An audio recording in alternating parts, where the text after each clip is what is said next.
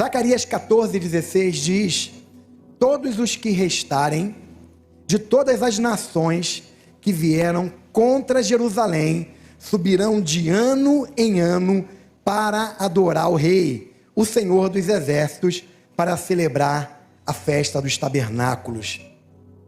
Esse texto está falando que aqueles que restarem das nações vão subir de ano em ano. Aqueles que vieram contra Jerusalém, né?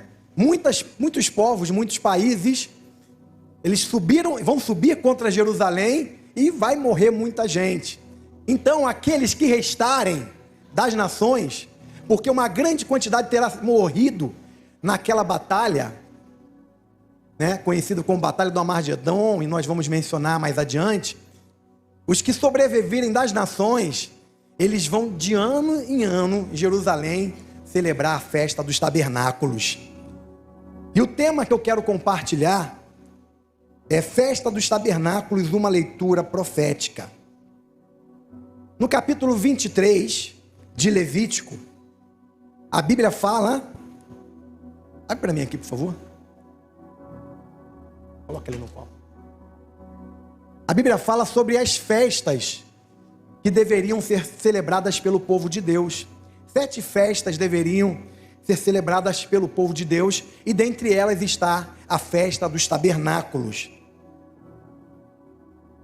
E nesse texto que nós acabamos de ler do profeta Zacarias, ele está falando de uma celebração que estaria acontecendo no período do milênio. O período do milênio, na escatologia bíblica, acontece exatamente após a volta de Jesus. Jesus começa a reinar e aí entra um milênio. Então, nesse período do milênio,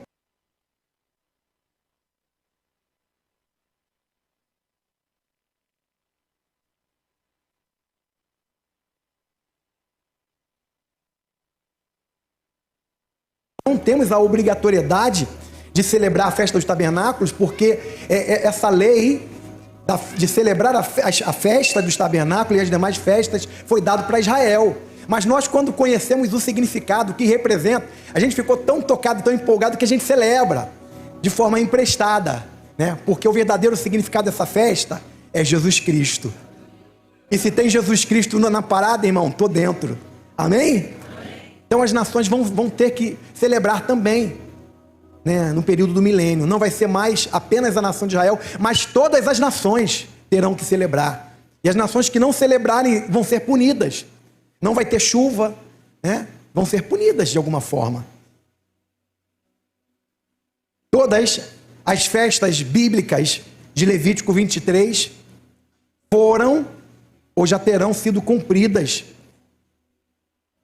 no período do milênio. Somente uma profeticamente que irá se cumprir nesse período do milênio, e é justamente a festa dos tabernáculos. Agora, irmãos, a gente tem falado muita coisa, a pastora Cristiane ministrou uma palavra muito enriquecedora no domingo, né? Deus estabelece na lei 7 dias para que o povo não esquecesse de tudo que o Senhor havia feito. E aí tem muitos ensinamentos da festa do tabernáculo que já tem sido trabalhado aqui nas células, né? Na quarta-feira, pastor Marcos ministrou algo também. Toda uma simbologia tremenda em relação à festa dos tabernáculos. E a ênfase é a questão da gratidão, é o agradecimento, é não esquecer daquilo que Deus fez, não esquecer se nós estamos sendo abençoados, estamos sendo providos, é porque o Senhor nos abençoou, né?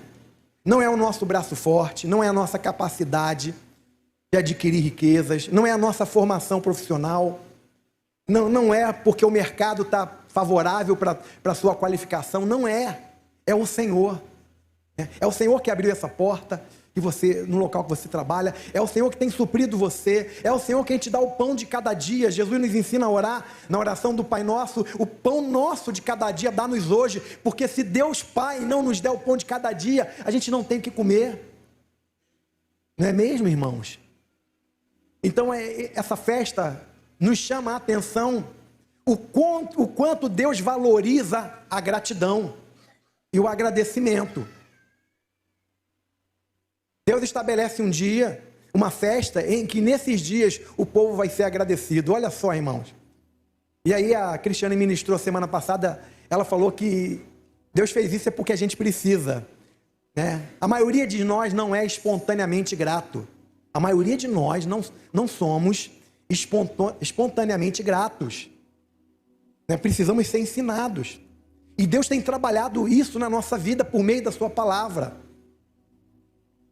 Agradecer, louvar, é um tema muito, muito forte nas Escrituras. Louvar ao Senhor, agradecer, render graças, ter um coração agradecido, é algo que nos chama a atenção. E aí a Cristiane falou também que a gente às vezes passa um tempo muito grande orando e pedindo alguma coisa ao Senhor, e quando a gente recebe, nós não agradecemos no mesmo nível. Parece que aquilo perdeu o valor porque nós já recebemos e nós já tocamos a vida com o próximo objetivo. E na festa dos tabernáculos, uma das finalidades, ela nos levar a entender que tudo que nós temos, possuímos, que a nossa vida está nas mãos do Senhor, é por causa do cuidado dele que nós temos o que nós temos, e que nós não podemos deixar de ter um coração agradecido. E aí o Senhor vai mais além, porque no período de celebração da festa dos tabernáculos, era um período que o povo mais ofertava ao Senhor, mais levava ofertas, e aí o texto vai relatando as coisas que eles levavam, em um nível maior, em um nível diferente, porque o coração do povo queria, retratar, na verdade eles queriam materializar aquela gratidão, e o reconhecimento, por tudo que Deus estava fazendo na vida deles, né? E a Bíblia nos ensina isso, irmãos. Alguém que não entendeu ainda, que quando nós ofertamos, nós estamos dizendo para Deus, dentre outras coisas, porque a Bíblia quando fala de oferta, várias coisas são sinalizadas, por exemplo, amor, fidelidade, generosidade, mas uma dessas coisas é a gratidão. Nós agradecemos a Deus por meio da oferta, por tudo que Ele tem feito por nós, né?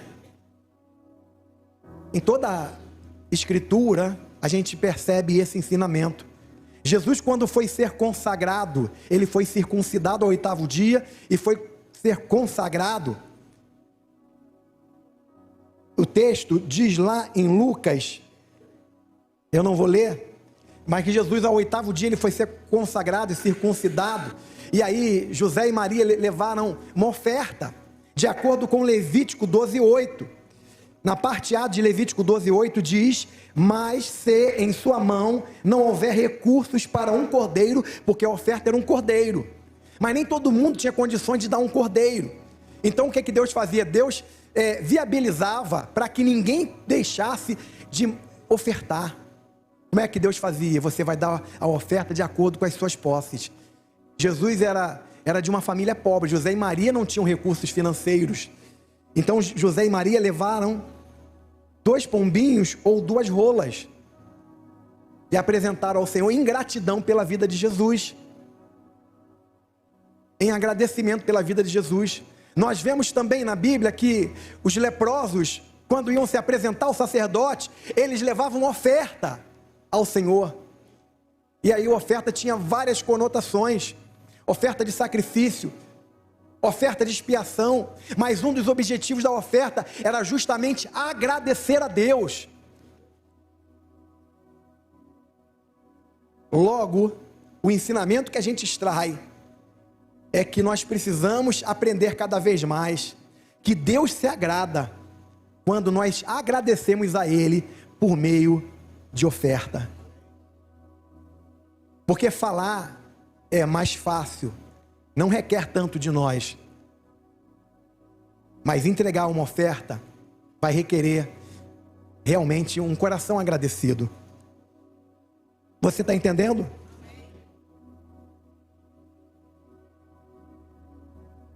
Tabernáculos era um momento onde as pessoas ofertavam, cultuavam, adoravam, celebravam. Servia como memorial para que as gerações seguintes soubessem a jornada que o povo teve pelo deserto. Eles habitavam em tendas, lembra? Habitavam em tendas por quê? Porque eles não queriam fixar a sua residência. Eles não podiam fixar a sua residência, porque Deus estava conduzindo aquele povo para uma terra prometida, uma terra que emana leite e mel.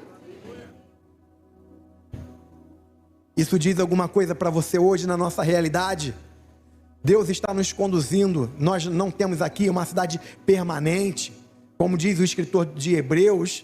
Nós não temos aqui uma pátria permanente, mas nós estamos aqui em uma passagem transitória. Nós não podemos aqui construir, edificar grandes casas monumentais, fixas, mas nós temos que morar em tendas, profeticamente falando, porque nós em breve vamos partir desta terra. Antes de continuar falando sobre tabernáculos, que será a única festa celebrada no período de milênio, eu quero comentar um pouco sobre as demais festas que foram cumpridas e algumas que ainda se cumprirão antes do milênio. A primeira festa é a Páscoa, que ela foi cumprida cabalmente através da vida de Jesus. Cumpriu-se por ocasião da morte de Cristo.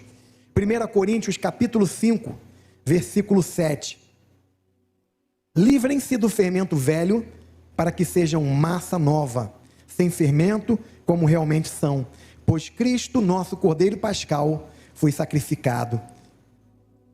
Livrem-se do fermento velho, porque Cristo, o Cordeiro Pascal, a festa da Páscoa, tem como símbolo principal o cordeiro, que era sacrificado. Eles comiam aquele cordeiro, lembrando todo o aspecto relacionado à libertação do Egito, do povo de Israel do Egito, como com um braço forte o Senhor tirou eles do Egito, aspergiu o sangue nos umbrais, o anjo da morte passou por cima, e aí aponta para Cristo, que é o nosso verdadeiro libertador, que nos libertou do império das trevas, nos transportou para o reino do Filho do seu amor, em quem temos a redenção. Cristo é o Cordeiro que morreu por nós, para nos salvar e para nos libertar. Essa festa foi cumprida. Em seguida, vem a festa das primícias, que foi cumprida quando Cristo ressuscitou dentre os mortos. Quando Cristo ressuscitou dentre os mortos, a realidade profética, espiritual da festa das primícias se cumpriu. 1 Coríntios 15, 23. Cada um, porém, por sua própria ordem. Cristo, as primícias, depois os que são de Cristo na sua vinda. Está falando sobre a ressurreição. Cristo foi o primeiro a ressuscitar. Ele foi as primícias daqueles que vão ressuscitar, Cristo cumpriu profeticamente essa festa das primícias. E aí depois vem a festa dos pães ázimos, ou pães sem fermento. O fermento representa o pecado. O pão sem fermento está sendo cumprido hoje na vida da igreja, na história da igreja que ainda está sendo escrita. Os capítulos seguintes do livro de Atos, que não foram encerrados, porque nós, a igreja de Jesus, ainda estamos aqui nessa terra. Esta festa profeticamente está se cumprindo quando nós buscamos, através do Senhor, da palavra do Senhor, uma vida de santificação, e temos sido santificados por essa palavra. Essa palavra nos santifica, essa palavra nos limpa, essa palavra nos lava. Isso é algo sobrenatural e espiritual. Nós estamos vivendo profeticamente, cumprindo a festa dos pães ázimos. 1 Coríntios capítulo 5, versículo 6 até o 8. O orgulho de vocês não é bom. Vocês não sabem que um pouco de fermento faz toda a massa ficar fermentada? Livrem-se do fermento velho, para que sejam massa nova e sem fermento, como realmente são. Pois Cristo, nosso Cordeiro Pascal, foi sacrificado. Por isso celebramos a festa, não com o fermento velho, nem com o fermento da maldade, da perversidade, mas com os pães sem fermento, da sinceridade, da verdade. Essa festa fala da realidade da vida da igreja. Nós não celebramos mais essa festa com o fermento velho, não. Mas agora nós celebramos essa festa com a realidade, com a verdade. Essa verdade que nós vivemos, que é Cristo. Cristo é a nossa verdade que nos liberta, irmãos. Tudo o que nós cremos culmina em Cristo. O fim da lei é Cristo, ou seja, a finalidade da lei é Cristo. A manifestação de Cristo fez com que todas as coisas se cumprissem nele. Tudo é por ele, para a glória dele. Sem ele não existe coisa alguma. Essa realidade espiritual que a igreja vive é porque Cristo vive em nós. Aleluia. E essa festa já vai ter se cumprido e não vai ser mais celebrada por ocasião do milênio. Depois vem Pentecostes. Originalmente era uma festa agrícola celebrada 50 dias após a Páscoa. E depois essa festa deixou de ser somente agrícola para também ser uma festa de celebração da Torá. No Salmo 19 e 119 mostram que a manifestação do Espírito está associada à palavra de Deus. A palavra de Deus gera a manifestação do Espírito Santo. Não existe um mover genuíno do Espírito Santo sem a palavra, ou contrário à palavra. É por isso que os dons espirituais, eles devem ser julgados à luz da palavra. Não existe nenhum dom espiritual que não seja passível de erro. Por isso, todos os dons espirituais, ainda que uma determinada pessoa já tenha sido muito usado por Deus, todas as vezes que ela vai manifestar um dom espiritual e compartilhar algo, né, aparentemente da parte de Deus, deve ser julgado, como se fosse a primeira vez, à luz da palavra de Deus. E aí, essa festa de Pentecostes, ela foi cumprida em Atos 2, na descida do Espírito. O Espírito Santo veio, soprou, de uma forma muito poderosa, enchendo aquelas pessoas que estavam reunidas no cenáculo, orando, buscando ao Senhor. Eles foram cheios do Espírito Santo, começaram a falar em outras línguas, conforme o Espírito conferia que eles falassem. Aleluia. Eu tive a oportunidade de visitar e conhecer o cenáculo, onde eles estavam reunidos, quando eu estive em Israel. Eu estive naquele cenáculo, onde os discípulos, onde a igreja estava reunida, orando, e veio ali, aquele mover sobrenatural, a descida do Espírito Santo, e a emoção, a presença de Deus. A gente é transportado na história, e a gente começa a imaginar, né? Porque deve ter sido uma experiência tremenda, irmãos. Eles nunca tinham visto nada parecido. Talvez, eu acho que eles nunca tinham ouvido nada semelhante àquela experiência que eles estavam vivendo, que eles vivenciaram a experiência do Pentecostes. E a festa do Pentecostes foi cumprida profeticamente por ocasião da descida do Espírito. E aí, irmãos, a gente continua caminhando. Depois de Pentecostes, vem Rosh Hashanah, a festa das trombetas, que é o ano novo judaico. A festa das trombetas ainda não se cumpriu. A festa das trombetas vai se cumprir em breve. Logo, logo, em pouco tempo, essa festa vai se cumprir. E é importante a gente fazer uma leitura, porque quando a gente estuda a Bíblia, quando estudamos a palavra de Deus, a gente precisa encontrar uma construção teológica a respeito de algum tema, ou uma determinada coerência, ou seguir uma determinada linha, para que aquilo possa fazer algum sentido, quando nós não temos uma exposição definitiva. Então, irmãos, ajuda bastante a gente analisar cada uma das festas, se cumpriram, estão sendo cumpridas. E aí, quando a gente progride, né, avaliando o significado das demais festas que ainda não se cumpriram, a gente entende que a lógica é o Senhor fazer a mesma coisa, cumprir profeticamente as demais festas, assim como foi a Páscoa, que a realidade da Páscoa foi Cristo, a das primícias que se cumpriu na ressurreição de Cristo, a dos pães ázimos ou pães sem fermentos, que está sendo a realidade vivenciada pela igreja de Jesus, que está sendo santificada, aprimorada, se livrando do fermento velho, que fazia parte da nossa vida, né? Depois Pentecostes, passou de uma festa agrícola para uma festa da Torá, ou uma junção de agrícola com a festa da Torá, mas o cumprimento profético foi a descida do Espírito. Aleluia! Quer se encher do Espírito Santo, irmão e irmã? Como é que se enche do Espírito Santo? Falando entre vós, com salmos, hinos e cânticos espirituais. Paulo diz, enchei-vos do Espírito. Como? Falando entre vós, com salmos, hinos e cânticos espirituais. Quer ser cheio do Espírito Santo de Deus? Comece a falar salmos, hinos, cânticos espirituais. Enchei-vos do Espírito falando o quê? A palavra de Deus. Quer ser cheio do Espírito? Começa a falar a palavra de Deus. Tira a murmuração da sua boca. Tira as palavras torpes da sua boca. Tira as palavras que não produzem edificação alguma da sua boca. Começa a falar a palavra de Deus e você vai ser cheio do Espírito. Aleluia. Aleluia. E aí vem a festa das trombetas.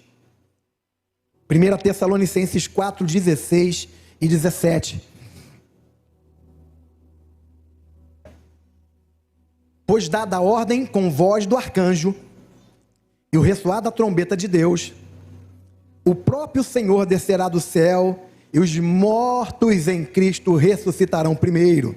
Depois disso, os que estivermos vivos seremos arrebatados, juntamente com Ele nas nuvens, para o encontro com o Senhor nos ares, e assim estaremos com o Senhor para sempre. A festa das trombetas, ela começou a ser celebrada como um memorial ao que aconteceu em Jericó. Quando as trombetas tocaram e de forma sobrenatural, as muralhas de Jericó caíram. Tinha até uma piada gospel, porque o pessoal falava assim, tá firme, irmão, tá firme, como as muralhas de Jericó. Aí o irmão dizia assim, amém. Aí a pessoa respondia, cuidado que as muralhas caíram. Mas irmãos, as muralhas de Jericó eram muito firmes. As muralhas de Jericó não eram derrubadas por qualquer coisa não. Elas caíram no poder de Deus. Amém?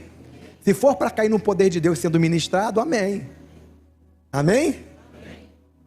Então a festa das trombetas representava isso, né? Da mesma forma que a festa dos Pentecostes era uma festa agrícola e não tinha uma representação inicial, profética, como a descida do Espírito Santo, a festa das trombetas também, para Israel não faz sentido isso que eu estou falando. Para a nação judaica, o que eu estou falando aqui não faz sentido para eles. Eles não compreendem, não têm essa leitura. Eles não acreditam nisso. Mas a Bíblia nos indica, dentro dessa sequência, dessa cronologia profética relacionada com as festas, que a festa das trombetas que antecedem as demais festas, né? E por último, tabernáculos, que será no milênio, vai ser cumprida com o arrebatamento da igreja de Jesus. A trombeta vai soar. Aqueles que morreram em Cristo vão ressuscitar primeiro. Depois nós, os que estivermos vivos, seremos arrebatados. Nós vamos ouvir a trombeta soar. Você vai ouvir a trombeta soar. Se você é de Jesus, se você está com Jesus, você vai ouvir a trombeta soar. Você não pode se envolver e se contaminar com este mundo, porque se você se envolver e se contaminar com este mundo, a trombeta vai soar e você corre o risco de não ouvir e ficar aqui nessa terra. Nós não somos deste mundo. Uma vez, um assaltante foi assaltar um irmão em Cristo, em frente ao cemitério. E o assaltante falou: me passa o relógio e a carteira. E o irmão respondeu para ele: você pode levar, que eu não sou deste mundo. O assaltante na mesma hora saiu correndo. Estou assaltando uma assombração. Nós não somos deste mundo, nós estamos aqui de passagem. Nós temos dupla cidadania. Enquanto estivermos aqui, nós somos cidadãos terrenos. Temos que votar, escolher bem o nosso voto, porque nós somos responsáveis pelo nosso voto. Se nós não soubermos votar e escolhermos mal, de forma consciente ou induzidos, né, nós seremos cobrados pelo Senhor, porque quando nós votamos, nós elegemos representantes. Então essas pessoas estão aonde estão, fazendo algo em nosso nome. É muito sério votar. Nós temos dupla cidadania, somos cidadãos terrenos, mas somos principalmente cidadãos do reino dos céus. É por isso, irmãos, que nós precisamos morar em cabanas. Nós não podemos fixar residência aqui. Não, eu vou construir no deserto uma casa com piscina, hidromassagem, um campinho de futebol. Aí a nuvem, irmão, vai começar a andar, o povo vai desmontar as cabanas, vai todo começar a andar junto. Aí você olha para casa, olha para a piscina, olha para o povo andando. Eu acho que eu vou ficar aqui nessa casa no deserto sozinho. Vai morrer ali, irmão. Porque no deserto, o povo só comia porque Deus mandava maná. Muitas vezes para beber água, o Senhor tinha que fazer sair água da rocha. Quando Israel celebra tabernáculo, eles lembram que eles não eram um povo qualquer. Eles eram o povo de propriedade exclusiva de Deus. Eles eram um povo que tinha um Deus que ia à sua frente, conduzindo, direcionando através da sua palavra. Irmãos, nós não somos um povo qualquer, nós não andamos de forma aleatória. Existe um Deus que vai à nossa frente e Ele nos conduz através da sua palavra. É a revelação da palavra que nos mostra o que é certo e o que é errado, o que podemos e o não podemos fazer. Não é uma questão de consciência, irmãos, como a pastora Cristiane ministrou, né? Não, a minha verdade, relativizando as coisas, não. O fato de alguém relativizar algo não torna aquilo verdadeiro ou falso, não muda uma realidade. Se alguém cismar que isso aqui não é um púlpito, que isso aqui é um bebedouro, não, na minha verdade, na minha opinião, isso aqui é um bebedouro, não vai ser, vai continuar sendo púlpito. A palavra de Deus, ela não pode ser relativizada. Muitas pessoas irão para o inferno porque creram em relativizadores da Bíblia. Muitas pessoas irão para o inferno porque questionaram e flexibilizaram verdades imutáveis da palavra. Deus não muda. Ele é o mesmo ontem, hoje e será eternamente. É um dos atributos eternos de Deus, a imutabilidade. Nós podemos mudar a forma de transmitir o culto, né? Quem é crente há muito tempo, entrar numa igreja com um telão desse aqui, não tinha isso. Era no máximo um reto projetor. Você pegava aquela lâmina, escrevia na lâmina, depois foi melhorando, a lâmina já era digitada, já era no computador, foi melhorando. Pegava o cantor cristão ou a harpa, se era da Assembleia de Deus, vamos cantar o hino 1, 4, 2. Ó vida eterna, lá, lá, lá. As coisas foram evoluindo, mudando, foram ficando melhores. Nós temos instrumentos, nós temos músicas atuais, mas a verdade da palavra, ela não muda.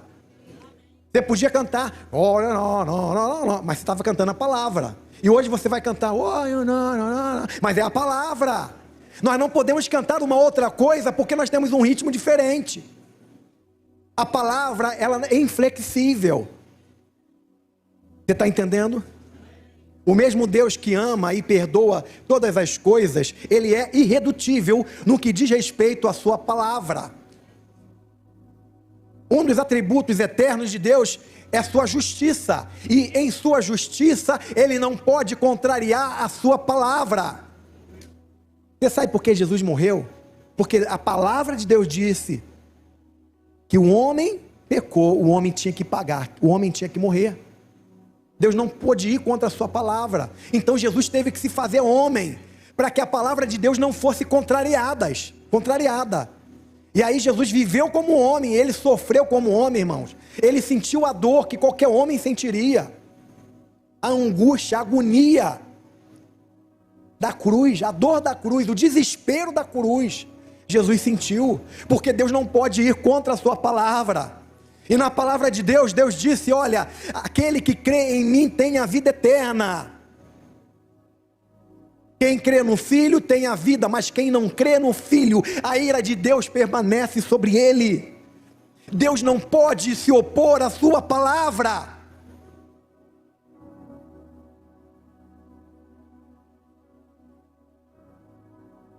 É esse Deus que nós estamos celebrando.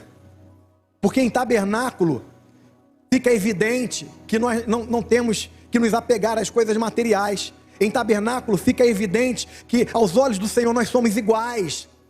Ninguém tem mais recurso do que o outro, uma casa melhor do que a outra. Não, em tabernáculo existe uma padronização. Em tabernáculo existe uma dependência. E nós não podemos perder essa dependência de Deus. A pessoa, quando se torna independente, ela vira as costas para Deus. O mesmo Deus que abriu a porta e abençoou, ela já não mais quer gastar tempo com esse Deus. Estar num culto como esse se torna uma coisa cansativa, enfadonha. E se o pastor começar a demorar na mensagem, nós não podemos esquecer que nós dependemos desse Deus. Agora na pandemia, irmãos, algumas pessoas que ficaram em estágio avançado da Covid e que não conseguiam respirar, tinham que ser colocadas em respiradores, e muitos não resistiram e morreram com falta de ar. Irmãos, nós só estamos vivos por causa da vontade de Deus. Se Deus fizer assim, você desaparece. Um dos pregadores mais famosos da história da igreja, que pregou talvez o sermão mais famoso de todos os tempos, Jonathan Edwards, ele pregou o sermão intitulado Pecadores nas mãos de um Deus irado.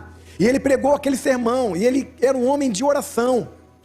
Ele entrou em uma mata e ficou ali durante alguns dias orando, buscando a Deus. E Deus deu essa mensagem para ele. Quando ele saiu daquela mata e foi pregar esse sermão, ele começou a pregar pecadores nas mãos de um Deus irado. Enquanto ele pregava, a convicção do Espírito Santo tomou aquele lugar de uma forma tão grande, tão tremenda, que a realidade do inferno veio à mente daquelas pessoas.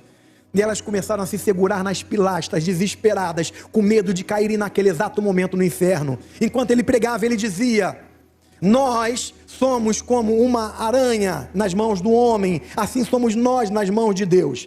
Se virarmos a mão, a aranha cai. Se Deus virar a sua mão, imediatamente caímos no inferno, e não existe nada que possa impedir que essa realidade aconteça.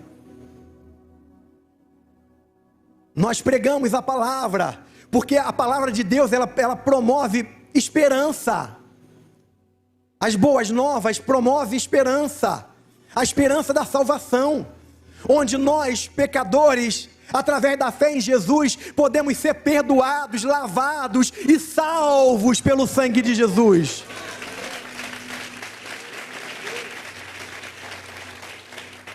E aí a próxima festa, antes do milênio, é a festa do perdão, o dia da expiação, Yom Kippur. Essa festa, ela vai começar a se cumprir no dia da grande tribulação, quando surgirem as duas testemunhas, porque essa é uma festa que vai se cumprir na nação de Israel, a festa do perdão. Quando as duas testemunhas começarem a pregar, uma parte grande dos moradores de Israel irão se converter, irão se arrepender, irão derramar o seu coração, em se entregando ao Senhor, no período da grande tribulação. Mas ela não vai ter se cumprido totalmente, ela vai se cumprir totalmente no final da grande tribulação. Vai ter uma grande batalha, né? Eu creio que todos já ouviram falar na batalha do Armagedon, que vai acontecer no final da grande tribulação, né? Eu não sei quantos têm sido influenciados a respeito de Israel, nação de Israel, pela grande mídia. A grande mídia tenta fazer com que as pessoas tenham raiva e não gostem de Israel. Mas eu quero dizer um segredo para vocês: Israel é um povo amado do Senhor. O Senhor fala na Bíblia que Israel é menina dos olhos do Senhor. Existem promessas e profecias bíblicas que ainda vão se cumprir na nação de Israel. A Bíblia diz: eu abençoarei os que te abençoarem, amaldiçoarei os que te amaldiçoarem. Quer um conselho? Ore por Israel.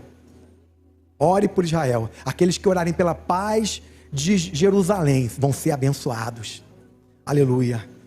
Aleluia. Eu estou falando sobre o perdão. No final da grande tribulação vai ter uma grande batalha, a batalha do Armagedon. E nesse período, lá no Vale de Megido, muitos exércitos vão se reunir ali. Mas a gente compreendendo hoje a estratégia bélica dos tempos atuais, a gente entende que Israel vai ser sitiado e cercado, e não totalmente de uma forma física e presencial, até porque não cabe ali no Vale de Megido. Eu já estive no Vale de Megido, é um descampado, é um terreno que fica abaixo de uma elevação, de um monte, e ali naquele vale vai estar lotado de exércitos, mas não é só isso, ele vai estar cercado, ele vai estar sitiado como nação. Os povos vão se levantar para destruir Israel. Será que eles vão conseguir? Imagine as grandes potências bélicas. Sabe como é que os grandes mísseis, os grandes aviões, porta-aviões, carros blindados, tanques de guerra, com equipamento, com uma tecnologia extraordinária, que você consegue lançar um míssil de muito, muito distante, esse míssil teleguiado atinge o alvo. Sabe como é que eles vão ser destruídos?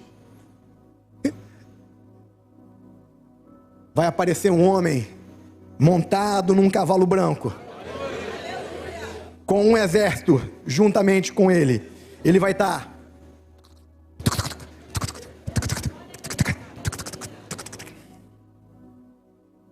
teus cabelos como lã branca, teus olhos como chama de fogo, da sua boca sai uma espada afiada, seus pés como latão reluzente, na sua coxa está escrito: Rei dos Reis, Senhor dos Senhores.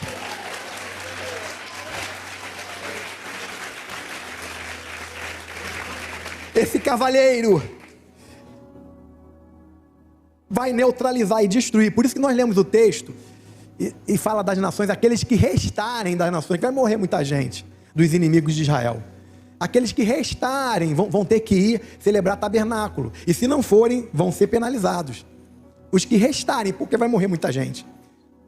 E aí o Senhor Jesus vai descer, ele vai vir com os seus vencedores, com a sua igreja, com o seu exército de anjos, e ele vai descer e vai pisar no Monte das Oliveiras em Jerusalém.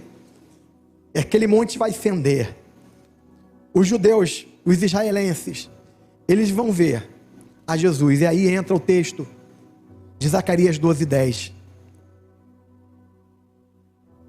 Zacarias 12:10. Derramarei sobre a família de Davi, sobre os habitantes de Jerusalém, um espírito de ação de graça. E eles vão ficar muito agradecidos. Eu vou derramar um espírito de ação de graças e de súplicas. Olharão para mim, aquele a quem transpassaram, chorarão por ele como quem chora a perda de um filho único, lamentarão amargamente por ele como quem lamenta a perda do filho mais velho. Sabe o que significa isso? Eles vão olhar para Jesus, Jesus vai ter livrado eles com um grande livramento, e eles vão se dar conta: nós rejeitamos ele foi o Messias que veio e nós não acreditamos, nós rejeitamos, nós crucificamos ele. Olharão para aqueles que transpassaram, eles vão ver o furo na lateral aqui ao lado de Jesus, eles vão ver as marcas em suas mãos, porque as marcas das mãos de Jesus nunca mais vão sair dos pés de Jesus. Eles vão olhar para ele e vão se dar conta que durante todos esses anos eles rejeitaram a Jesus, eles não creram em Jesus, eles estavam esperando o outro Messias que nunca veio. E eles vão agradecer, haverá um espírito de graça, de súplica, e vai haver um choro como nunca houve antes. Eles vão chorar amargamente por causa de Jesus. Eles vão se reconciliar.